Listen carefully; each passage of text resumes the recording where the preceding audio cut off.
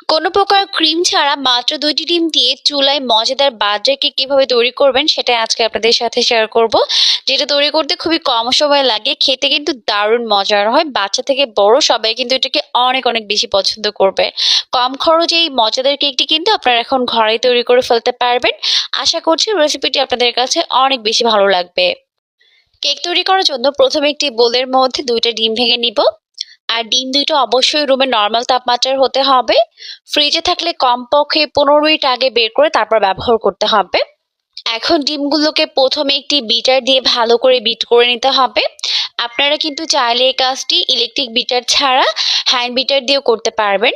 সেক্ষেত্রে সময় একটু বেশি লাগবে। তো প্রায় কয়েক সেকেন্ডের মতো বিট করে নেওয়ার পর এখন আমি এখানে হাফ কাপ পরিমাণ চিনি প্রথমে অর্ধেকটা দিয়ে দিলাম। দিয়ে ভালো করে এখন এটাকে বিট করে নিচ্ছে। এখন বাকি অর্ধেকটা চিনিও দিয়ে দিলাম। দিয়ে আবারও এগুলোকে ভালো করে বিট করে নিব। একটু সময় নিয়ে বিট করতে হবে যতক্ষণ না পর্যন্ত মিশ্রণটা অনেকটা ফোমি হয়ে যায়। তো বিট করতে করতে একটা পর্যায়ে দেখা যাবে মিশ্রণটা এরকম ফোমি আর লাইট হয়ে গেছে। এই পর্যায়ে এর মধ্যে অ্যাড করে দিলাম 1/4 টিস্পুন পরিমাণ ভ্যানিলা এসেন্স, ১ টেবিল চামচ পরিমাণ সয়াবিন তেল দিয়ে সবকিছুকে ভালো করে আবারও মিশিয়ে নিলাম। তো প্রায় ১ মিনিটের মতো বিট করে নেওয়ার পর এখন এর মধ্যে শুকনো উপকরণগুলোকে অ্যাড করে দিব। প্রথমেই দিয়ে দিচ্ছি হাফ কাপ পরিমাণ ময়দা, হাফ চামচ পরিমাণ দিয়ে দিলাম বেকিং পাউডার, আর ২ টেবিল চামচ পরিমাণ দিয়ে দিলাম কোকো পাউডার। খুবই সামান্য পরিমাণে দিয়ে দিলাম লবণ। এখন এইগুলোকে ভালোভাবে প্রথমে চেলে নিচ্ছে। চেলে নেওয়ার পর একটা সাইড থেকে এরকম ঘুরিয়ে ঘুরিয়ে এটাকে মিশিয়ে নিতে হবে। মিশিয়ে এরকম একটি পারফেক্ট স্মুথ ব্যাটার তৈরি করে নিতে হবে।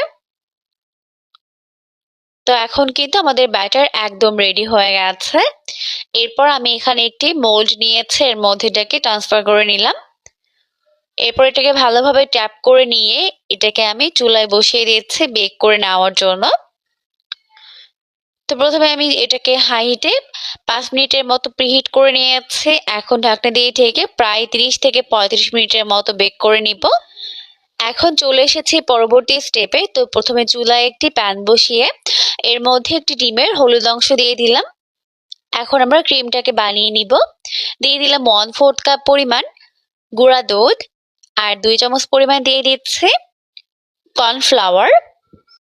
এখন এর মধ্যে অ্যাড করে দিচ্ছে ২ কাপ পরিমাণ দুধ, আর দিয়ে দিচ্ছে 1/4 কাপ পরিমাণ চিনি। হ্যান্ড হুইস্ক দিয়ে এখন সবকিছুকে একত্রে ভালো